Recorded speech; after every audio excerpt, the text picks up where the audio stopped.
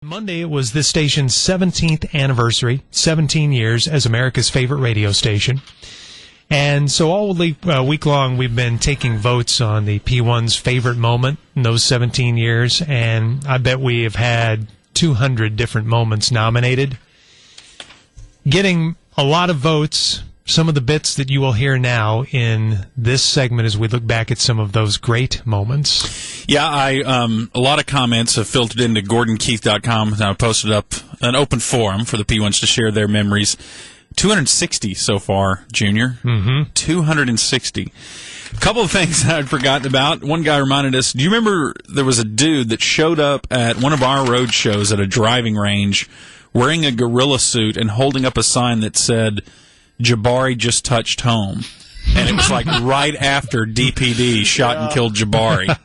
Yeah, I do remember that. Another P1 says his favorite line of all time on the ticket was when Fake Nolan was talking about Ron Washington being homeless, and he said he was sleeping in the dugout, so I went over and knocked the wilted lettuce off his trench coat and woke him up. Why are you not laughing, George? There you go, he's laughing now. Fake Wade seeing a 30-foot camel toe on the Vidya board. Another favorite line of somebody. Several people mentioned when we were talking about a nudist resort, and we talked about standing at the bottom of a ladder looking up at your dad as he's climbing a rock wall or a ladder or something, and his baloney hanging out the side of his thigh, just kind of resting on the thigh there. Said he was cry laughing at that. Remember when I interviewed the ex-con and we got a drop from him when he said, you had it up on your bed now? Right. And we never hear that drop anymore. Whatever happened to that? I don't know. We're going to have to try to pull that out of mothballs. Is that the same guy that said, break that down, playa? I think so. Break that down, playa. And then we come to these. These were classic moments that P1's nominated that we were able to get a hold of. This first one was in year 2 of the ticket, maybe even year 1. I think it was year 1 of the ticket. And we had a guy on our air named Chuck Cooperstein. I don't know what market he's in now. He's since moved on. He's still here. But we used to prank him. And I think there's a little bit of controversy as to how this came about. Because I heard Corby talking about it one day on the Hardline, and he claimed he did this. And I thought that I had done this to Coop. We would send in fake faxes with fake names trying to get Coop to read the name. And one of the names that we tried was Harry Cox. C-O-X, right? Mm-hmm. And Coop fell for it. And the whole email was setting up the fact, this name. Because Harry was claiming that he'd had weight problems and had been a large man his whole life. So then Coop reads not only the guy's name, but his adjective in front of it. We're Harry Cox. Big Harry Cox. Oh, and we celebrate. You would not believe how much we were jumping up and down in celebration. Giggling, punching each other in the balls, having fun. Okay, another classic moment, rhymes with Big Harry Cox, was when Mike was trying to tease the next segment on the Hardline, and they played a drop perfectly timed.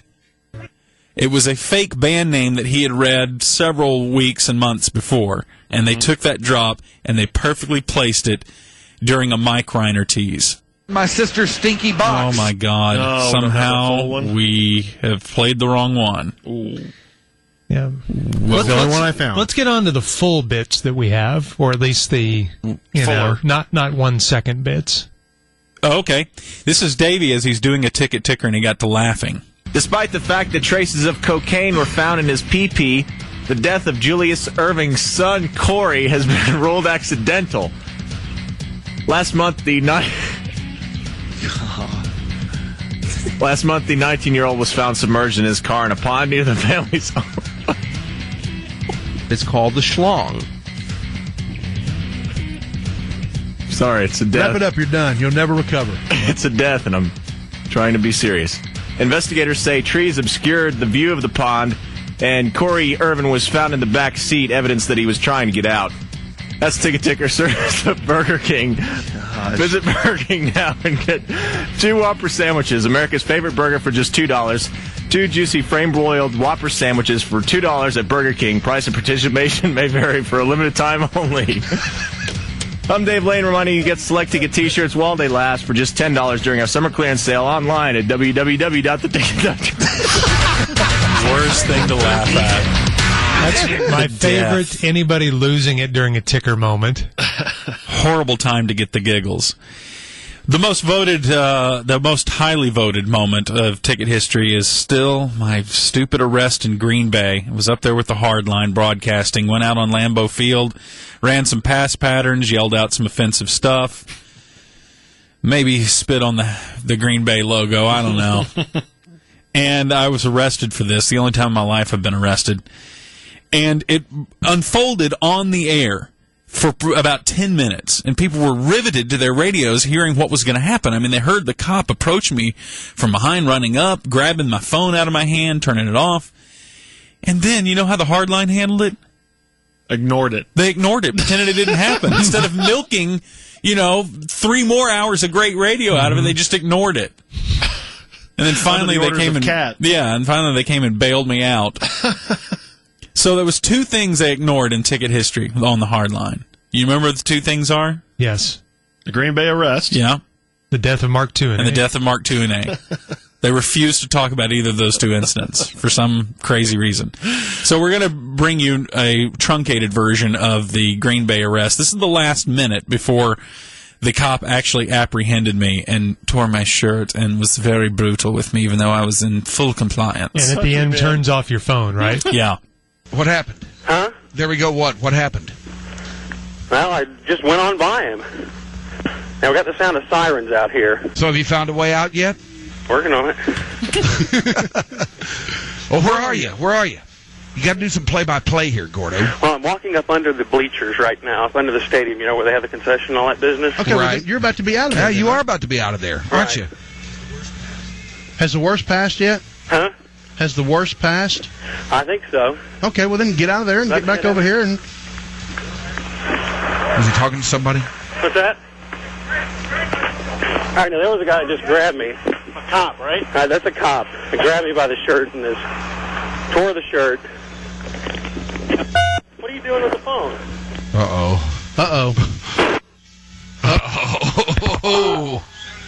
That's the end of it. I think we got a mess on our hands now, don't we? Oh, boy. Wow. Oh, boy. And then they went into 3 hours of Ranger talk. Boy, you had shake voice, something fierce. Man, Not only do I have shake, but I'm also running at the same time. I'm walking. I'm doing that ridiculous power walking, trying to get out of there before the cop grabs me.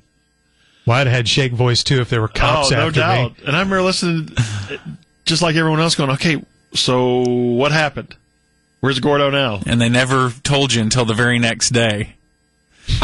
Because then the guy arrested me. He puts me in the car. I got handcuffs on back behind my back. I'm taken to what's the county up there? Brown County Jail, whatever Green Bay's in. And thrown into a cell with a guy named Quincy, who was there on crack cocaine charges. So I immediately became his bitch in order to survive.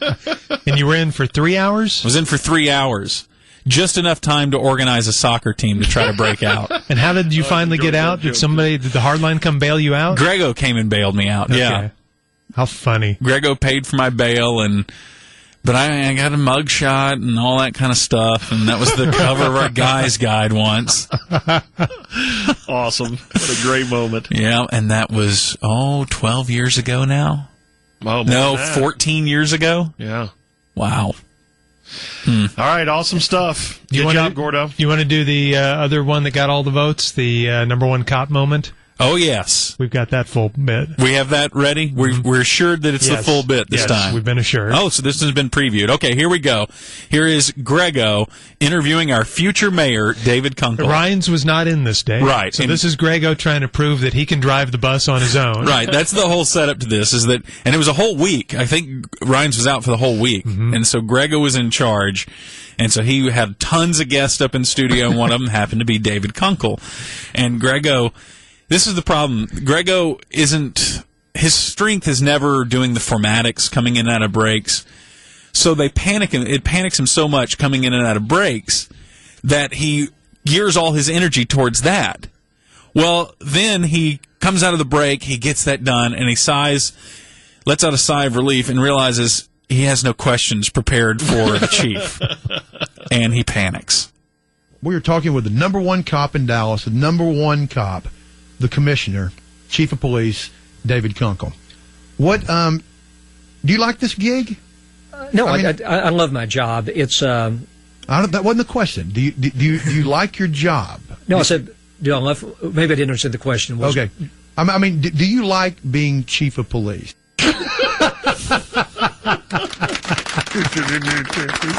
What is that? What? How confused was Chief Kunkel at that moment? Poor guy, he's trying to answer the question. Seems and every like a time pretty he does, obvious question. Yes. And Gregor asked the same question 3 times. Man, what a moment. Classic. All right, Gordo, 8:49 here on Sports Radio 13.